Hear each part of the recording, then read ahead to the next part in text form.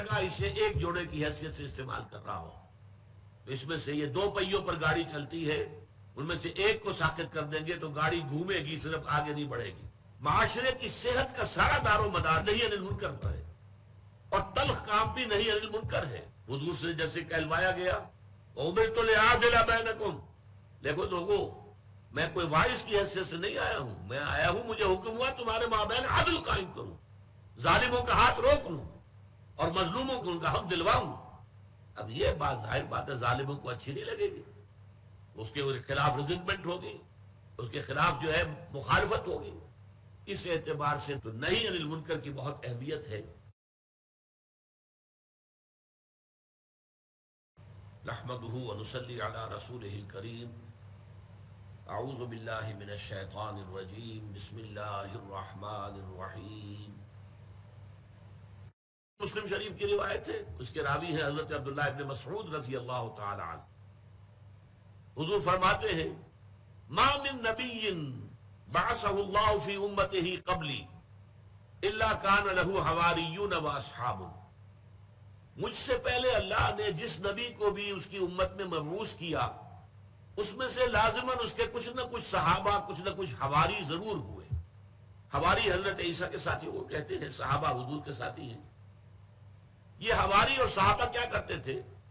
یاخذون بسنتہ، اپنے نبی اپنے رسول کی سنت کو مضبوطی سے تھام لیتے تھے، ویقتدون بامرہ، اور اسی کے حکم کے مطابق پیروی کرتے تھے۔ ثم انہا تخلف من بعدہم خلوف، پھر ہمیشہ ایسا ہوتا رہا کہ بعد میں ایسے ناخلف لوگ آ گئے۔ ناخلف وہ کیا کرتے تھے؟ یقولون ما لا یفعلون ویفعلون ما لا یؤمرون، وہ کہتے وہ تھے جو کرتے نہیں تھے، اور کرتے وہ تھے جس کا حکم نہیں ہوا۔ بدعات، نئی نئی رسومات، نئے نئے جلوس، نئے نئے طریقے اختیار کیے جا رہے ہیں محبت رسول کا اظہار کرنے کے لیے، اور اطاعت رسول نہیں ہو رہی، اتباع رسول نہیں ہو رہا۔ وَيَفْعَلُونَ مَا لَا يُؤْمَرُونَ وَيَقُولُونَ مَا لَا يَفْعَلُونَ، کہتے وہ تھے اللہ کی محبت کا دعویٰ، رسول کی محبت کا دعویٰ، لیکن یہ ہے کہ عمل میں کچھ نہیں، اور عمل میں اس کے برعکس بدعات، نئی نئی رسومات۔ اب فرمایا حضور نے فَمَنْ جَاهَدَهُمْ بِيَدِهِ فَهُوَ مُؤْمِنٌ، تو جو کوئی بھی ان سے جہاد کرے گا اپنے ہاتھ کے ساتھ، طاقت کے ساتھ، وہ مومن ہوگا۔ اللہم ربنا اجعلنا منہم، اللہ تعالی ہم سب کو بھی ان میں شامل کرے۔ ومن جاہدہم بلسانہ فہو مومن، اور جو کوئی جہاد کرے گا ان کے خلاف اپنی زبان سے، وہ بھی مومن ہوگا۔ ومن جاہدہم بقلبہ فہو مومن، کم ترین درجے میں جو دل سے جہاد کرے گا، دل سے نفرت رکھے گا، وہ بھی مومن ہوگا۔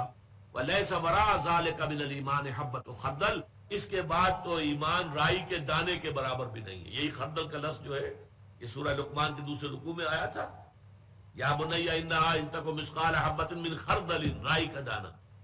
اور یہاں حضور نے فرمایا ولیس وراء ذلک من الایمان حبۃ خردل، اس کے بعد تو ایمان رائی کے دانے کے برابر بھی نہیں۔ میں نے کیوں کہا یہ سیاسی اعتبار سے، معاشرتی اعتبار سے، انقلابی سوچ کے اعتبار سے یہ بہت اہم حدیث ہے۔ ہم جس معاشرے میں ہیں صورت یہی ہے، اکثر و بیشتر مسلمان ممالک میں حکمران کون ہیں؟ جن کا دین سے کوئی سروکار نہیں، جن کی سوچ مغربی، تہذیب مغربی، رہن سہن مغربی، ان کے ساری ویلیوز مغربی۔ وہ تو در حقیقت یوں سمجھیے کہ مغرب ہم پر حکمران ہے بائی پراکسی۔ وہ یہاں سے جانے سے پہلے اپنی خاص تعلیم و تربیت، اپنے نظام تعلیم کے ذریعے سے جن لوگوں کو اپنے رنگ میں رنگ گیا تھا، ان کے ہاتھ میں اختیار آیا اور ان کی حکومت ہے۔ اب ان کے خلاف یہ کام کرنا ہوگا، جہاد بالید، جہاد باللسان، جہاد بالقلب۔ سب سے پہلے جہاد بالقلب اگر ہے تو گویا کہ ایمان ہے، اللہ کا شکر ہے۔ بدی سے نفرت ہے، اور بدی کو دیکھ کر طبیعت کے اندر جو ہے بے چینی پیدا ہوتی ہے، کوفت ہوتی ہے، تو اللہ کا شکر ادا کیجئے کہ ایمان ہے۔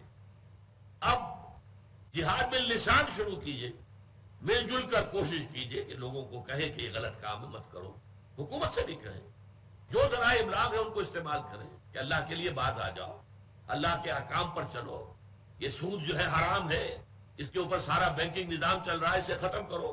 ہر طرح سے یہ فحاشی اور یہ عریانی اور بے پردگی یہ اسلام کے خلاف ہے، اس کو ختم کرو۔ زبان سے کہیں، یہ ہے جہاد باللسان، اور اس کے بعد اگر طاقت جو ہے فراہم ہو جائے اور اتنی جمعیت فراہم ہو جائے کہ پھر میدان میں آ کر چیلنج کیا جائے انہیں، اب ہم یہ کام نہیں ہونے دیں گے، پرامن طریقے سے مظاہرہ کیا جائے، گھیراؤ کیا جائے، پیکٹنگ کی جائے کہ اب یہ کام ہم نہیں ہونے دیں گے، چلاؤ ہم پر گولیاں، مارو ہمارے سروں پر لاٹھیاں، ہم جھیلیں گے، برداشت کریں گے، لیکن یہ کہ اب یہ کام جیتے جی نہیں ہونے دیں گے۔ یہ ہے در حقیقت نہی عن المنکر کی اہمیت۔ اس کے بعد اس آیت میں آیا وَاصْبِرْ عَلَىٰ مَا أَصَابَكَ، اور بڑی عمدگی کے ساتھ جوڑ مل گیا ہے کہ پھر لاٹھیاں برسیں تو بھی صبر کرو، گولیاں چلیں تو سینوں پر کھاؤ، پیٹھ پر نہ کھاؤ، صبر کرو، جھیلو، میدان میں آ گئے ہو۔ اب یہ ظاہر بات ہے کہ ہر سطح پر ہوگا، آپ کے دل میں اگر نفرت ہے، وہ نفرت آپ کے طرز عمل سے ظاہر ہو جائے گی، دوسرا آدمی جو ہے اس کا آپ کے ساتھ سوشل تعلق جو ہے کمزور پڑ جائے گا، اور اس میں بھی آپ کو نقصان ہو سکتا ہے، وہ برداشت کرنا ہوگا۔ زبان سے آپ کہیں گے، اس میں ریزنٹمنٹ ہو سکتی ہے، وہ کہیں گے تمہیں کیا، تم کون ہوتے ہو، میں جانوں میرا کام جانے، جو بھی ہو برداشت کرو، کم سے کم یہ جو پرسیکیوشن جو ہے وربل ہو رہی ہے اس کو برداشت کرو۔ لیکن جب تم میدان میں آ گئے کہ اب بدی کو نہیں چلنے دینا، تو پھر تو ظاہر بات ہے کہ جان ہتھیلی پر رکھ کر میدان میں آنا ہوگا۔ وَاصْبِرْ عَلَىٰ مَا أَصَابَكَ، اور پھر صبر کرو ہر اس شے پر جو تم پر بیت جائے۔ دیکھیے یہاں وہ چار چیزیں پوری ہو گئی، وَالْعَصْرِ إِنَّ الْإِنسَانَ لَفِي خُسْرٍ إِلَّا الَّذِينَ آمَنُوا وَعَمِلُوا الصَّالِحَاتِ وَتَوَاصَوْا بِالْحَقِّ وَتَوَاصَوْا بِالصَّبْرِ۔ ایمان کے ضمن میں ایمان باللہ توحید کے ساتھ اور شرک سے اجتناب کرتے ہوئے اللہ کا شکر ادا کرنا۔ ایمان کے ضمن میں نمبر 2، انسانی اعمال ضائع ہونے والے نہیں ہیں، ان کے نتائج نکل کر رہیں گے۔ یہ تو 2 ایمانیات کے ضمن میں، ایمان بالرسالت کا یہاں ذکر نہیں ہے۔ اعمال میں سے والدین کے ساتھ حسن سلوک اور پیروی کرنا اس کی جس نے کہ رخ اللہ کی طرف کر لیا، نماز کو قائم کرنا، یہ اعمال صالحہ میں سے آ گیا۔ اگلی 2 آیتیں ابھی اور ہیں کہ جن میں انسانی سیرت و کردار کے اچھے پہلوؤں کا ذکر ہے، اس کو بعد میں شامل کر لیجئے گا اس فہرست میں۔ پھر تواصوا بالحق، وہ آ گیا امر بالمعروف نہی عن المنکر۔ پھر تواصوا بالصبر واصبر علی ما اصابک۔ تو سورۃ العصر کے مضامین مکمل ہو گئے۔ اب اگلی 2 آیتیں، ولا تصعر خدک للناس ولا تمش فی الارض مرحا، اور اپنے گال پھلا کر نہ رکھو۔ یہ عام طور پہ ترجمہ کر دیا جاتا ہے کہ غرور کی کیفیت جب ہوتی ہے تو انسان جو ہے وہ کشادہ پیشانی سے لوگوں سے نہیں ملتا، سیدھا بات نہیں کرتا، بڑا ذرا سا گردن میں خم، سعر اصل میں کہتے ہی ہیں۔ اونٹ کو ایک بیماری ہوتی ہے جس سے اس کی گردن ٹیڑھی ہو جاتی ہے، یہ سعر ہے، جس کو ہم اپنی زبان میں کہتے ہیں کج روخی۔ ایک آدمی آپ سے بات کرنا چاہتا ہے، آپ اس سے فیس نہیں کر رہے، اسے ذرا یوں کر کے بات کر رہے ہیں، گویا کہ براہ راست اسے ایڈریس کرنا، یہ اپنے مقام سے آپ بڑا فروغ سمجھتے ہیں کہ یہ تو نیچے ہے، میرا مقام بہت بلند ہے۔ اسی طرح یہ جو کج کلاہی ہوتی ہے، کلاہ جو ہے وہ ذرا ٹیڑھا ہو، ٹوپی جو ہے وہ ٹیڑھی ہو سر کے اوپر، تو یہ کج رخی اور کج کلاہی، یہ تمام چیزیں جو ہیں یہ ولا تصعر خدک للناس۔ جب کسی انسان کو خیر کی توفیق مل جاتی ہے، بھلائی کی توفیق مل جاتی ہے، جب وہ فطرت کے راستے پر چل رہا ہے اور نیکی کے راستے پر چل رہا ہے، تو اب سب سے بڑا خطرہ جو اسے لاحق ہو جاتا ہے، شیطان جو ہے اس کے لیے سب سے بڑا گڑھا جو کھودتا ہے جس میں کہ وہ گرا سکتا ہے اس کو، اگر انسان جو ہے چوکس اور چوکنا نہ ہو، تو وہ یہ کہ غرور پیدا ہو جائے، ظلم پیدا ہو جائے اپنی نیکی پر، اپنے تقوی پر، اپنی بھلائیوں پر، اپنی عبادت گزاری پر اگر ظلم پیدا ہو گیا، and you look down upon the others، دوسروں کو آپ بنظر استحقار دیکھنے لگے، تو آپ کی ساری اچیومنٹس زیرو سے ضرب کھا کر زیرو ہو جائے، gone with the wind، ختم۔ اس لیے یہ بہت بڑی بات ہے۔ حدیث میں آیا ہے لن يدخل الجنہ من کان فی قلبہ مثقال ذرۃ من کبر، وہ مثقال ذرہ پھر آ گیا، یا جنت میں ہرگز داخل نہیں ہو سکے گا وہ شخص جس کے دل میں ذرے کے ہم وزن بھی تکبر ہوگا۔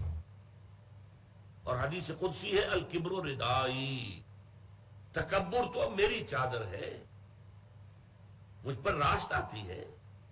المتکبر اللہ کے ناموں میں سے ہے، هو اللہ الذی لا الہ الا هو الملک القدوس السلام المومن المہیمن العزیز الجبار المتکبر. وہ المتکبر ہے، المتعال ہے، بہت بلند ہونے والا اور بہت تکبر کرنے والا، لیکن بندے کے لیے نہیں. بندے کے دل میں اگر تکبر آ گیا تو اس کی ساری نیکی، سارا تقویٰ زائل ہو جائے گا. وَلَا تُصَعِّرْ خَدَّكَ لِلنَّاسِ، تواضع ہونی چاہیے. شیخ سعدی نے بڑی خوبصورت اس کے لیے مثال دی ہے. درخت ہے، آم کا درخت ہے، امرود کا درخت ہے، انار کا ہے، سنترے کا ہے. جب اس پر پھل آتا ہے تو شاخیں جھک جاتی ہیں.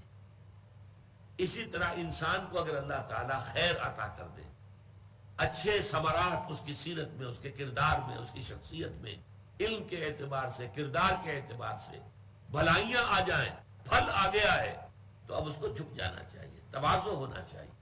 اس کے بجائے اگر تکبر ہو گیا، گردن اکڑ گئی، تو معلوم ہوا کہ بس سارا اپنا کیا دھرا جو ہے وہ ضائع ہو جائے گا.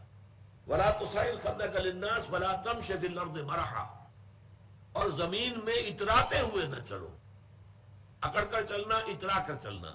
مرح جو ہے وہ فرح سے آگے ہے. فرح کہتے ہیں خوشی سے آپے میں نہ سمانا. وہ تو خوشی سے آپے سے باہر ہو گیا، یا وہ نہیں سما رہا تھا، وہ کوئی اور لفظ میرے ذہن میں نہیں آ رہا اس وقت. تو یہ جو اس فرح سے آگے مرح ہے، اس میں یہ ہے کہ انسان اترا کر اپنی بڑائی، اپنی خوبی کا اظہار بھی کرتا ہے. وَلَا تَمْشِ فِي الْأَرْضِ مَرَحًا. اب آپ دیکھیں گے کہ یہ مضامین جو ہے قرآن مجید میں ان کی اہمیت کا اندازہ اس سے ہوگا. سورہ بنی اسرائیل کے 4 رکوع میں بھی آئے ہیں، وَلَا تَمْشِ فِي الْأَرْضِ مَرَحًا، زمین میں اکڑ کر مت چلو، یہ وہاں بھی آیا ہے. اسی طریقے سے اور دوسرے مقامات پر سورہ الفرقان کے آخری رکوع میں بھی آیا ہے، وَعِبَادُ الرَّحْمَنِ الَّذِينَ يَمْشُونَ عَلَى الْأَرْضِ هَوْنًا. اللہ کے نیک بندے تو وہ ہیں جو زمین پر چلتے ہیں تو آہستگی کے ساتھ چلتے ہیں. وہ زور سے قدم مار کر نہیں چلتے، گردن اکڑ کر نہیں چلتے، گردن اکڑا کر نہیں چلتے. اور گردن بھی اکڑی ہوئی ہو اور سر کے اوپر ایک جو ہے صافہ، اس کا ترا بھی جو ہے وہ بڑا اونچا کر لیا گیا، تو اس سے کیا ہوتا ہے؟ إِنَّكَ لَن تَخْرِقَ الْأَرْضَ وَلَن تَبْلُغَ الْجِبَالَ طُولًا. تم کتنے ہی زور سے پاؤں مار کر چلو گے، ہماری زمین کو پھاڑ نہیں سکتے. اور کتنی ہی گردن اکڑا لو اور کتنا ہی ترا چڑھا لو، پہاڑوں کی بلندی تک تو نہیں پہنچ سکتے. تو یہ در حقیقت مضمون بہت اہم ہے، متعدد مقامات پر آیا ہے. اور سورۃ الفرقان کا جو آخری رکوع ہے وہ تو ہمارے منتخب نصاب میں ہے، وہ تفصیل سے ہم پڑھیں گے.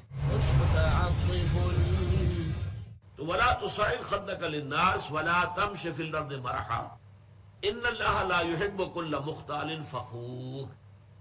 یقیناً اللہ تعالیٰ کو بالکل پسند نہیں ہے جو اکڑ کر چلنے والے ہیں اور شیخی خورے ہیں. مختال کا لفظ بڑا پیارا ہے، یہ خیل سے بنا ہے. خیل جو ہے اعلیٰ نسل کا گھوڑا، بہت اونچی جس کی پیڈگری ہو. اگر آپ اس کی چال دیکھیں گے، اس کی چال میں ایک تمکنت ہوتی ہے. جب انسان اپنی چال میں یہی تمکنت اختیار کرتا ہے تو یہ اختیال ہے. گویا کہ خیل کا سا انداز اختیار کرنا اپنے چلنے میں، خیل سے باب افتعال بنا اختیال. تو اللہ تعالیٰ کو بالکل پسند نہیں ہے کل مختال فخور، فخر کرنے والے. اپنی نیکیوں پر، اپنی دولت پر بھی فخر ہوتا ہے، لیکن اپنی نیکی پر بھی ہوتا ہے، اپنے علم پر بھی ہوتا ہے، اللہ بچائے. اپنی عبادت پر بھی ہوتا ہے، اللہ تعالیٰ اس سے اپنے حفظ و امان میں رکھے. ان اللہ لا يحب كل مختال فخور واقصد في مشيك. اپنی چال میں میانہ روی اختیار کرو. یہ چال سے مراد یہاں پر صرف چلنا نہیں ہے، بلکہ پوری زندگی میں روش جسے ہم کہتے ہیں، اپنی روش میں. اب روش بھی اصل میں تو چلنے کے معنی میں آتا ہے، لیکن روش کیا ہے؟ رویہ، روش ہر اعتبار سے ایک درمیانی کیفیت. والقصد فی الفقر والغنا. حضور نے فرمایا ایک حدیث میں کہ مجھے میرے پروردگار نے 9 باتوں کا حکم دیا، ان میں سے ایک یہ بھی ہے کہ چاہے تنگی ہو اور چاہے کشادگی ہو، کافی مال موجود ہو، ہر حال میں اقتصاد، قصد، درمیانی راستہ اختیار کرنا. یعنی یہ کہ اگر بہت تنگی ہے تو کوئی حرج نہیں ہے، کسی وقت قرض بھی لیا جا سکتا ہے، لیکن یہ کہ جو ضروری کام کرنے کے ہیں وہ کرنے ہی ہے. اور اگر زیادہ دولت آ گئی ہے تو بہت زیادہ کھل کھیلنے کی ضرورت نہیں ہے. اس میں بھی یہ ہے کہ محتاط انسان جو ہے وہ خرچ کرے، صحیح صحیح جگہ پر خرچ کرے. تو والقصد فی الفقر والغنا. تو یہ بھی اسی طریقے سے چال کا انداز بھی، اس میں بھی یہ ہے کہ نہ بہت تیز چل رہا ہو آدمی، نہ بہت دھیمے چل رہا ہو، اس میں بھی محسوس ہو کہ ایک درمیانی چال سے انسان چل رہا ہے۔ خرچ کے اندر خاص طور پر یہ معاملہ آتا ہے کہ نہ تو کوئی بخیلی کا انداز ہو اور نہ اسراف ہو، نہ تبذیر ہو۔ اسراف سے تبذیر اور ذرا بری شے ہے۔ اسراف تو یہ ہے کہ آپ حقیقت میں جس شے کی ضرورت ہے اس پر ضرورت سے زیادہ خرچ کریں، یہ اسراف ہے۔ کھانا آپ کی ضرورت ہے، وہ ایک سالن روٹی سے بھی گزارا ہو سکتا ہے، کئی ڈشز، کئی کھانے، یہ اسراف ہے۔ اس کو حضور نے منع کیا، ناپسند کیا، سختی سے ناپسند کیا۔ بلکہ آپ نے فرمایا کہ اگر روٹی میں گھی لگا ہوا ہو تو پھر سالن کی بھی ضرورت نہیں، کیونکہ اس کا سالن اس کے اندر موجود ہے، گھی جو اس میں لگا ہوا وہ کافی ہے۔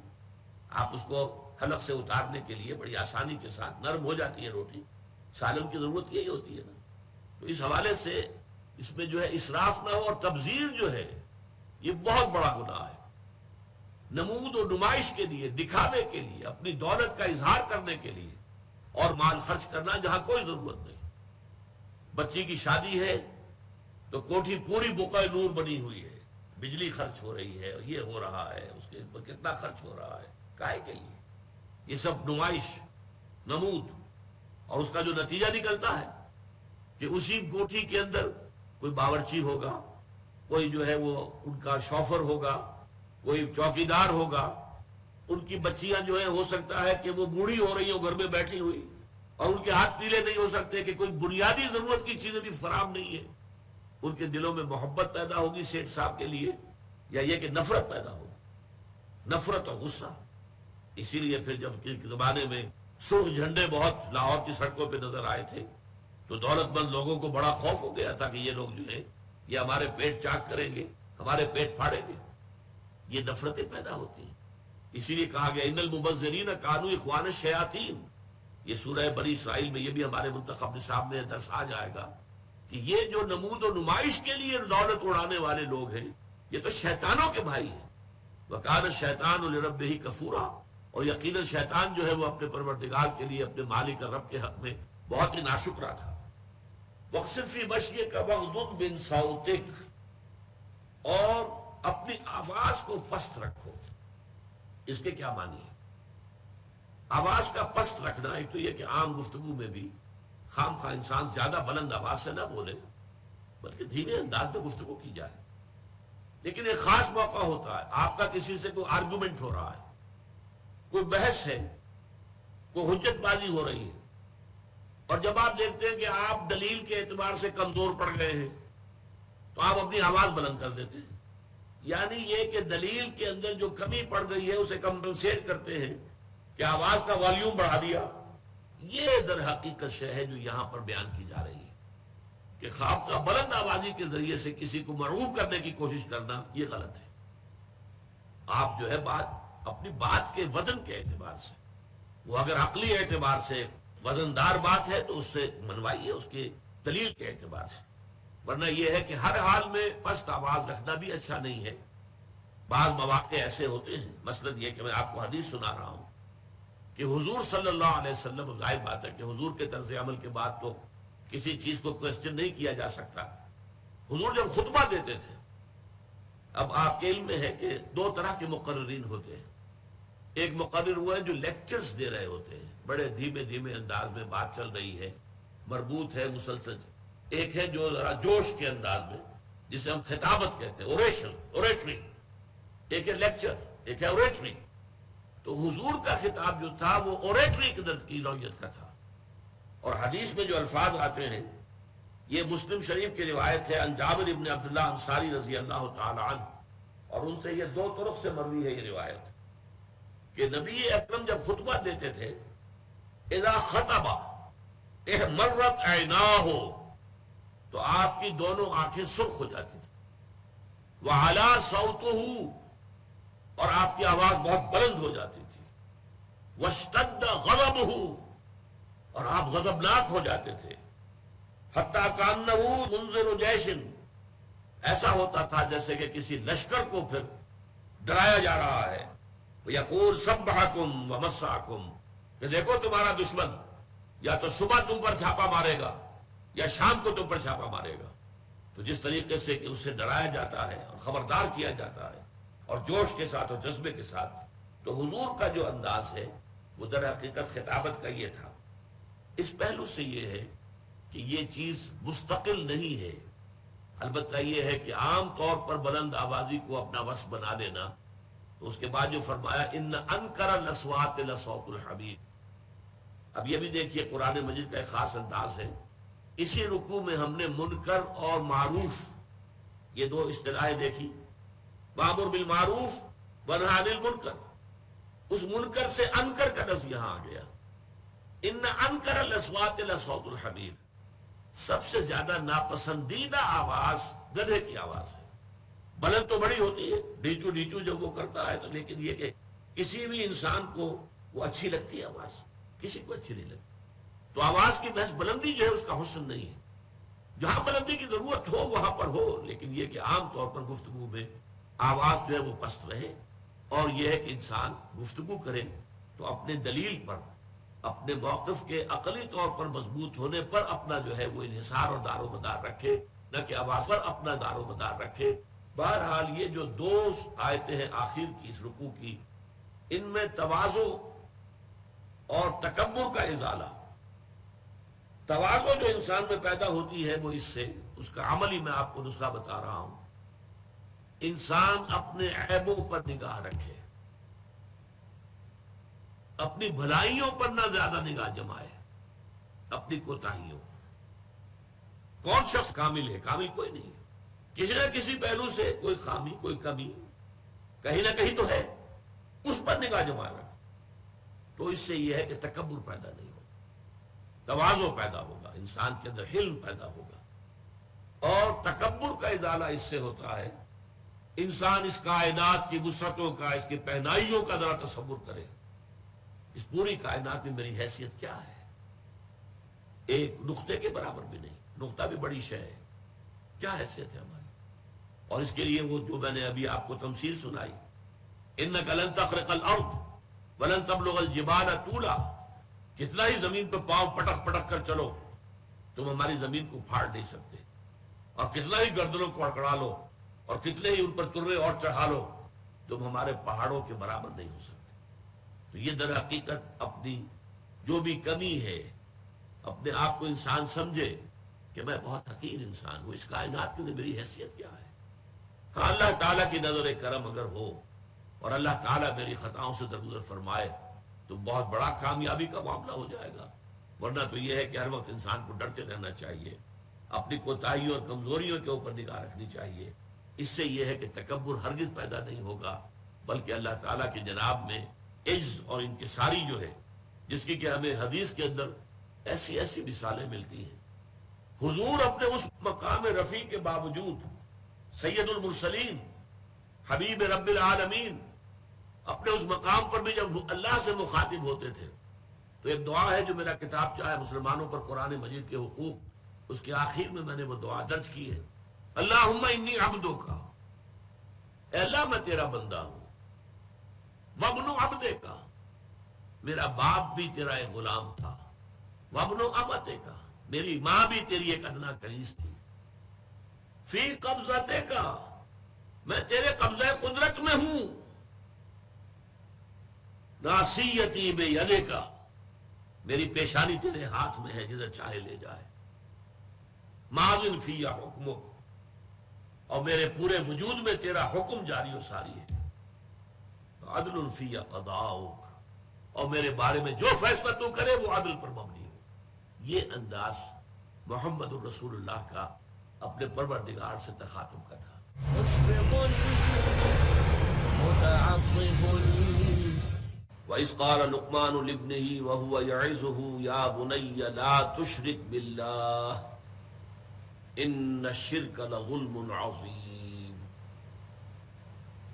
وقال تبارک و تعالی كما فرض مرتين في سورة النساء ان اللہ لا يغفر ان يشرك به ويغفر ما دون ذلك لمن يشاء، صدق اللہ العظیم۔ اللهم ربنا الہمنا رشدنا واعذنا من شرور انفسنا اللهم ارنا الحق حقا وارزقنا اتباعه وارنا الباطل باطلا وارزقنا اجتنابه اللهم وفقنا لما تحب وترضى اللهم انا نعوذ بك من الشك والشرك ربنا لا تجعلنا من المشركين آمین یا رب العالمین۔ معزز حاضرین اور محترم خواتین، آپ کے علم میں ہے کہ آج ہمیں ایک نہایت اہم موضوع پر گفتگو کرنی ہے، حقیقت و اقسام شرک۔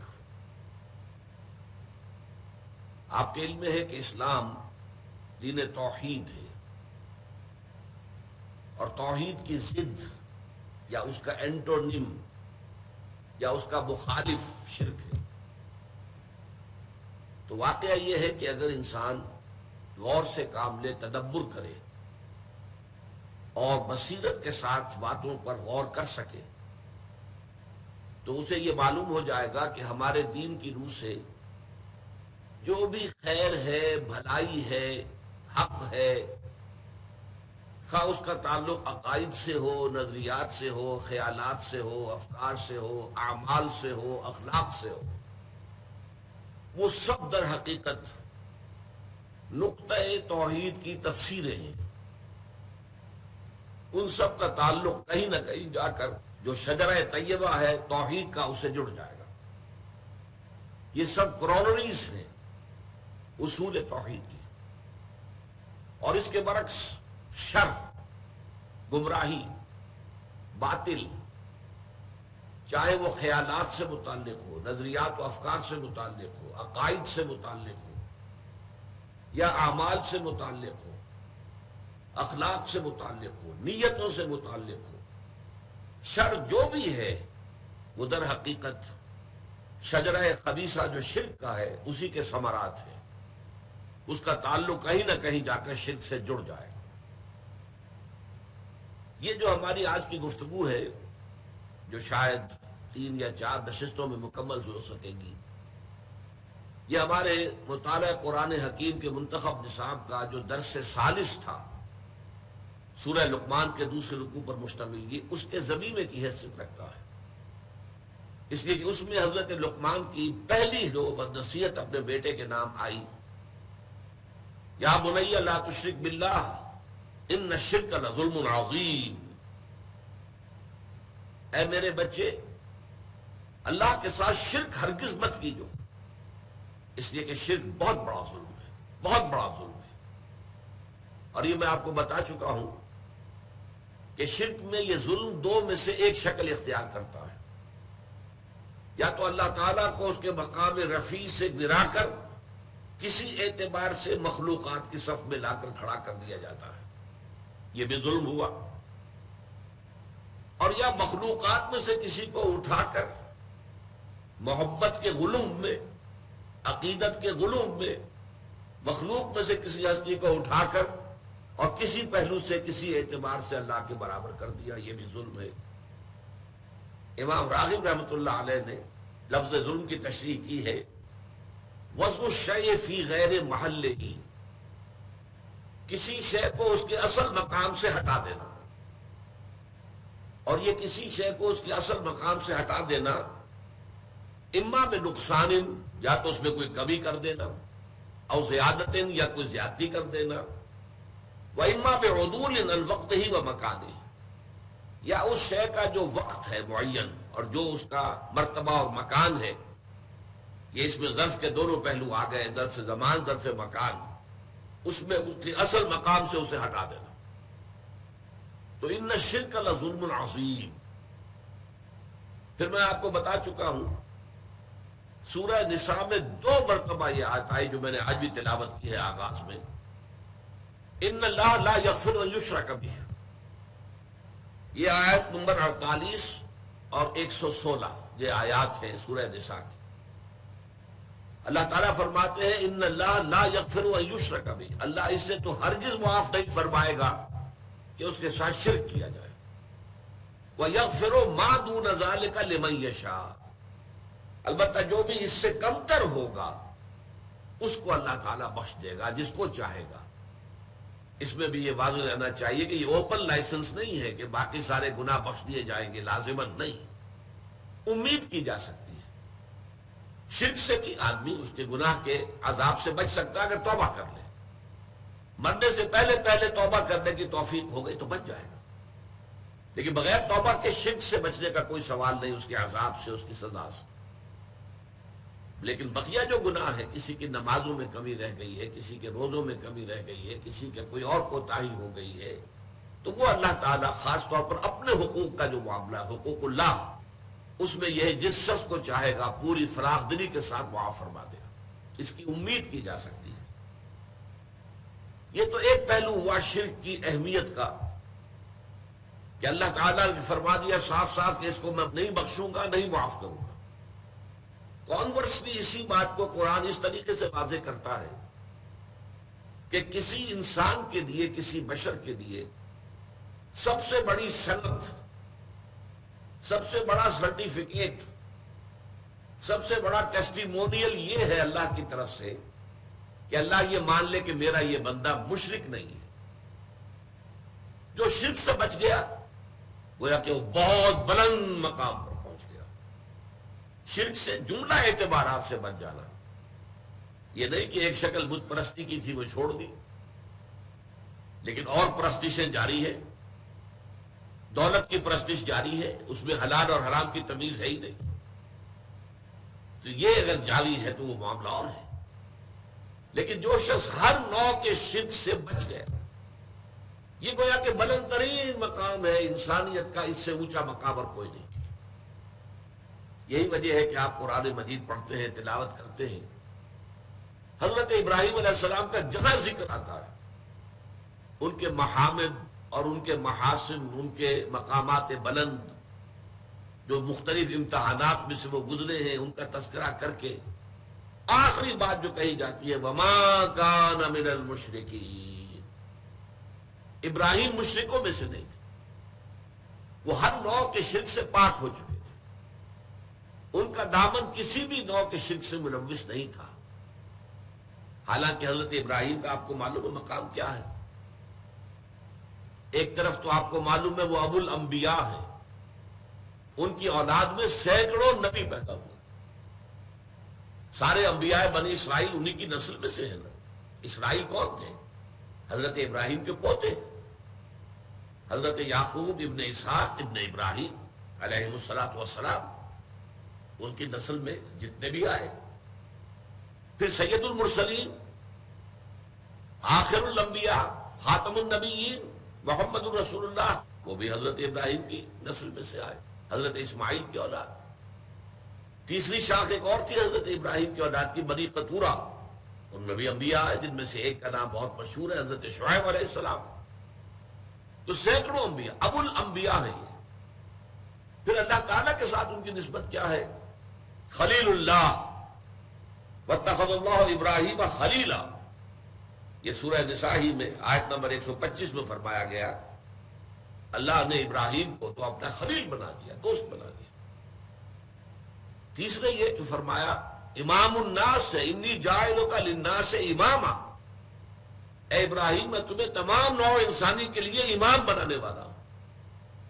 یہ تینوں نسبتیں نوٹ کر لیجئے اور پھر اس بات کو سامنے رکھیے کہ ان کے لیے سب سے بڑا ٹیسٹیمونیل، سب سے بڑا سرٹیفکیٹ، سب سے بڑی سند وہ کیا ہے؟ وَمَا كَانَ مِنَ الْمُشْرِكِينَ۔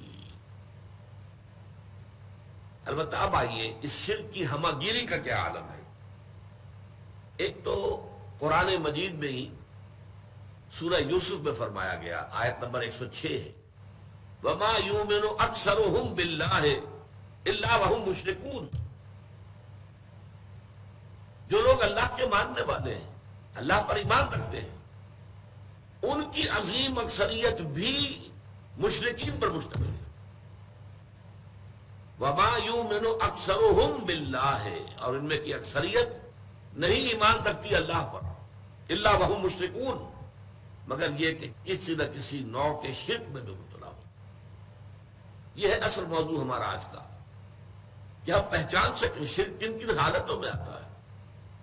یہ اتنا وسیع ہے، اتنا ہمہ گیر برس ہے، یہ اس قدر اس کے شاخیں ہیں، اس کے شیڈز اتنے مختلف ہیں، اس کی صورتیں اتنی ہیں کہ واقعہ یہ ہے کہ اکثر و بیشتر پہچاننا مشکل ہو جاتا ہے۔ اور ایک خاص بات تو نوٹ کیجئے، ہر دور میں تاریخ انسانی کے یہ مرض جو ہے ایک نئی شکل میں ظہور پذیر ہوا ہے، ہر دور میں نئی شکل میں۔ اس کے لیے ضرورت ہے کہ انسان میں وہ باطنی بصیرت پیدا ہو جائے۔ فارسی کا ایک شعر ہے، بہر رنگے کے خواہی جامہ میں پوش، من انداز قدر را می شناسم، کہ تم چاہے کسی رنگ کا لباس پہن لو، میں تمہیں تمہارے قد سے پہچان لوں گا۔ تو چاہے یہ شرک کیسا ہی بہروپ بدل کر آ جائے، کیسا ہی بھیس بدل لے، کیسی ہی صورت بدل لے، کیسی ہی شکل تبدیل کر لے، وہ بصیرت انسان میں ہونی چاہیے کہ پہچان لے کہ یہ شرک ہے۔ یہ جو میں توحیدی باتیں عرض کر رہا ہوں، اس کی اصل حقیقت آپ پر منکشف ہوگی جب ساری اقسام شرک آپ کے سامنے آئیں گی، جہاں شاید آپ کو گمان بھی نہ ہو کہ او یہ بھی شرک ہے، آپ کے خیال میں کبھی حاشیہ خیال میں بھی نہ آیا ہو کہ یہ بھی شرک ہے۔ اور جب تک صورتحال وہ نہیں ہے تو اس کا اندیشہ موجود ہے کہ بذور میں خیش تو ہم یہ سمجھتے ہو کہ ہم تو بڑے موحد ہیں، 30 مار خاں، ہم سے شرک سے کیا سروکار، ہم تو موحد کامل ہیں، لیکن یہ کہ ہم جس دوسرے شرک کو نہیں پہچان پا رہے، اپنی اس نادانی اور لا علمی میں اس شرک میں ملوث ہو رہے ہیں۔ اس ضمن میں ایک بات اور بڑی اہم ہے، جیسا کہ میں نے آغاز میں عرض کیا کہ اسلام دین توحید ہے، اور توحید کی ضد ہے شرک۔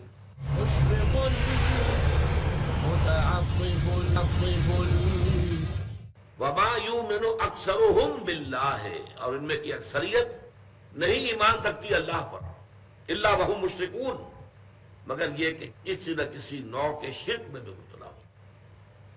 یہ ہے اصل موضوع ہمارا آج کا، کہ ہم پہچان سکیں شرک کن کن حالتوں میں آتا ہے۔ یہ اتنا وسیع ہے، اتنا ہماگیر برس ہے، یہ اس قدر اس کے شاخیں ہیں، اس کے شیڈز اتنے مختلف ہیں، اس کی صورتیں اتنی ہیں کہ واقعہ یہ ہے کہ اکثر و بیشتر پہچاننا مشکل ہو جاتا ہے۔ اور ایک خاص بات تو نوٹ کیجئے، ہر دور میں تاریخ انسانی کے یہ مرض جو ہے ایک نئی شکل میں ظہور پذیر ہوا ہے، ہر دور میں نئی شکل میں۔ اس کے لیے ضرورت ہے کہ انسان میں وہ باطنی بصیرت پیدا ہو جائے۔ فارسی کا ایک شعر ہے، بہر رنگے کے خواہی جامہ میں پوش، من انداز قدر را می شناسم، کہ تم چاہے کسی رنگ کا لباس پہن لو، میں تمہیں تمہارے قد سے پہچان لوں گا۔ تو چاہے یہ شرک کیسا ہی بہروپ بدل کر آ جائے، کیسا ہی بھیس بدل لے، کیسی ہی صورت بدل لے، کیسی ہی شکل تبدیل کر لے، وہ بصیرت انسان میں ہونی چاہیے کہ پہچان لے کہ یہ شرک ہے۔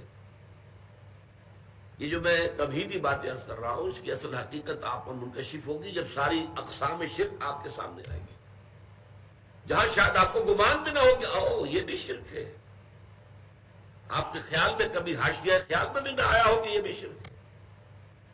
اور جب تک صورتحال وہ نہیں ہے تو اس کا اندیشہ موجود ہے کہ بذور میں خیش تو ہم یہ سمجھتے ہو کہ ہم تو بڑے موحد ہیں، 30 مار خاں، ہم سے شرک سے کیا سروکار، ہم تو موحد کامل ہیں، لیکن یہ کہ ہم جس دوسرے شرک کو نہیں پہچان پا رہے، اپنی اس نادانی اور لا علمی میں اس شرک میں ملوث ہو رہے ہیں۔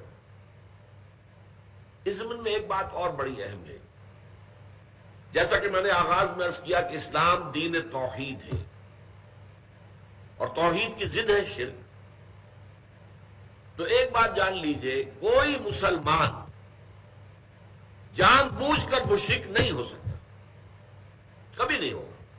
مغالطہ ہو سکتا ہے، دھوکہ کھا سکتا ہے، کوئی تعویل غلط ہو جائے، کوئی تعبیر غلط کر دی جائے، اس کی وجہ سے دھوکہ کھا جائے، یہ ہو جائے گا۔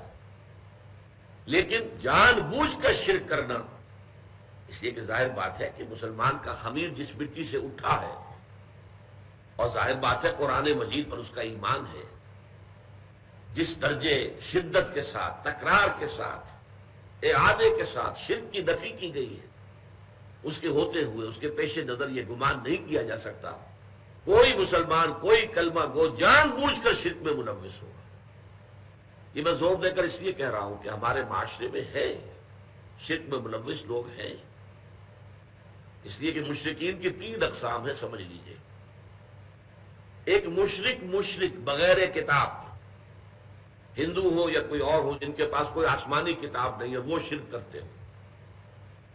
ایک مشرک اہل کتاب، یہودی اور نصرانی، وہ بھی مشرک تو ہے. حضرت عیسیٰ علیہ السلام کو اللہ کا بیٹا بنایا ہوا ہے. بڑا ہی یوں سمجھیے کہ گھناؤنا شرک ہے.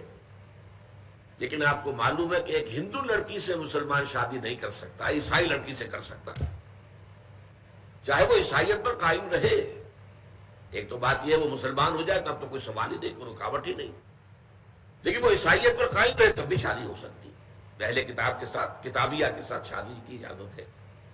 جبکہ وہ جو مشرک ہیں جن کے پاس کوئی کتاب بھی نہیں ہے، ان کی لڑکیوں کے ساتھ شادی نہیں ہو سکتی.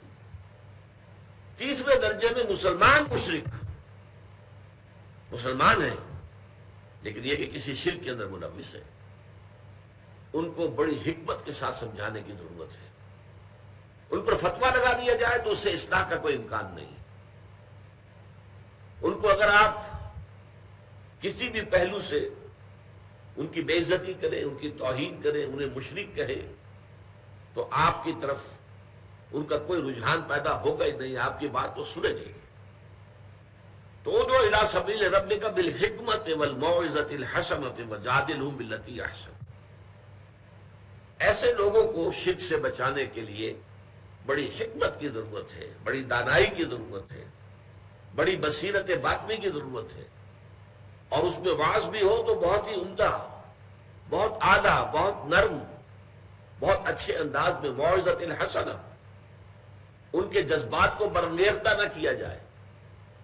ان کی جو ایڈیوسنکریسیز ہیں یا سسیپٹیبلٹیز ہیں یا الرجیز ہیں، ان کو خواہ چھیڑا نہ جائے، بلکہ بات کو پھیلا کر کیا جائے، اصولی اعتبار سے کیا جائے. اصول اگر سمجھ میں آ جائے گا تو انشاءاللہ تعالیٰ پھر اصول کا جہاں جہاں اطلاق ہوگا اس کو بھی وہ ماننے کے لیے تیار ہو جائیں گے. اب جیسا کہ اس سے پہلے کہ ہم شروع کریں تمہیدی باتوں میں ایک اور، کسی بھی اہم مضمون کو سمجھنے کے لیے یا سمجھانے کے لیے ضروری ہے کہ پہلے اس کا تجزیہ کر لیا جائے، اس کے کیا کیا حصے ہیں.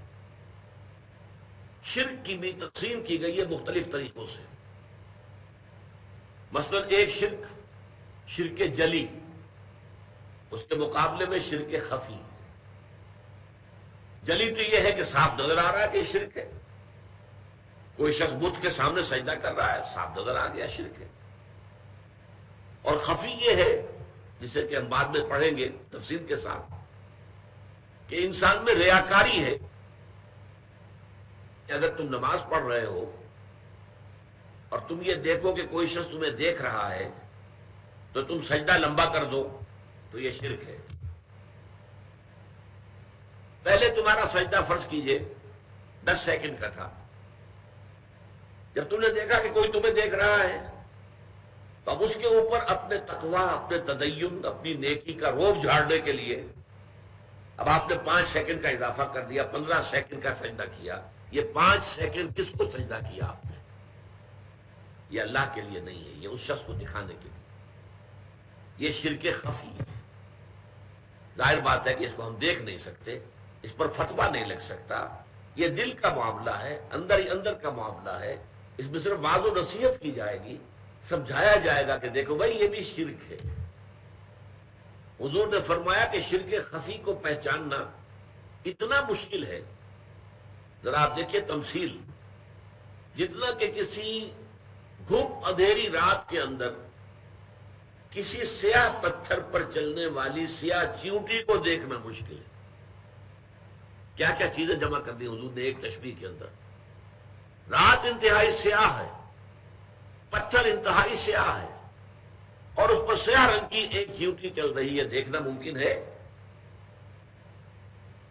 آپ نے فرمایا اتنا ہی شرک خفی کو پہچاننا مشکل ہے. تو شرک کی ایک تقسیم کیا ہوئی؟ شرک جلی اور شرک خفی. دوسری تقسیم شرک فی العقیدہ اور شرک فی العمل. ایک عقیدے کے اندر نظریات میں، خیالات میں، عقائد میں شرک داخل ہو جائے، اور ایک یہ کہ عمل میں، عقیدے میں تو نہیں ہے، عمل میں ہے، یہ دوسری تقسیم ہو جائے گی. تیسری تقسیم امام ابن تیمیہ رحمۃ اللہ علیہ نے کی، شرک فی المعرفت اور شرک فی الطلب. اللہ کے پہچاننے میں شرک، ظاہر بات ہے ذات باری تعالیٰ کے اندر صفات اور ذات کے اعتبار سے کوئی شرک داخل کر دینا، یہ شرک فی المعرفہ، اللہ کی معرفت میں کمی ہو گئی. اور شرک فی الطلب کیا ہے؟ یہ ذرا بات سمجھنے کی ہے. ایمان کا تقاضا، توحید کا تقاضا کیا ہے؟ تمہارا مطلوب و مقصود اللہ کے سوا کوئی نہ رہے. لا مطلوب الا اللہ، لا مقصود الا اللہ. اگر اللہ کے سوا بھی کوئی تمہارا مطلوب اور مقصود بن گیا، یہ شرک ہے. ذریعے کے طور پر استعمال کرو، کوئی حرج نہیں. یہ دنیا برتنے کی شاید برتو، دنیا کو مطلوب نہ بنا لینا، مقصود نہ بنا لینا. لا مقصود الا اللہ، لا مطلوب الا اللہ. یہ گویا کہ شرک فی العمل والی بات ہو جائے گی. یہ تقسیم ایک دوسرے کو اوور لیپ کر رہی ہے، لیکن بڑی گہری بات کہی ہے کہ جو امام ابن تیمیہ نے کہی ہے، شرک فی المعرفہ اور شرک فی الطلب، مطلوب کے. لیکن میں یہاں جس پہلو سے، جس انداز میں تقسیم کر رہا ہوں، اس کو بیان کروں گا، وہ یہ ہے، یہ زیادہ سائنٹیفک انداز ہے میرے نزدیک، واللہ عالم. وہ 3 قسم کا شرک ہے. شرک فی الذات، اللہ کی ذات میں کسی کو شریک کر دینا. شرک فی الصفات، اللہ کی صفات میں سے کسی کو کسی پہلو سے کسی صفت کے ہم پلہ بنا دینا.